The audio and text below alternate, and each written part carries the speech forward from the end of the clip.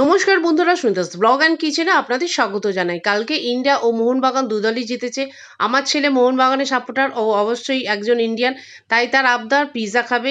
সেই জন্য এখানে পিৎজা বেস এনেই আমি বানাচ্ছি। এখানে প্রথমে পিৎজা বেসের ওপর আমি টমেটো সস ও মেয়োনিজ ও এখানে মাখিয়ে কিছুক্ষণ মাখিয়ে নিলাম। এখানে ক্যাপসিকাম, টমেটো, পেঁয়াজ, চিকেন ও কিছু গাজর আমি হালকা অল্প তেলে নুন ও গোলমরিচ দিয়ে ভেজে নিয়েছি ও অল্প একটু সয়া সস দিয়েছি।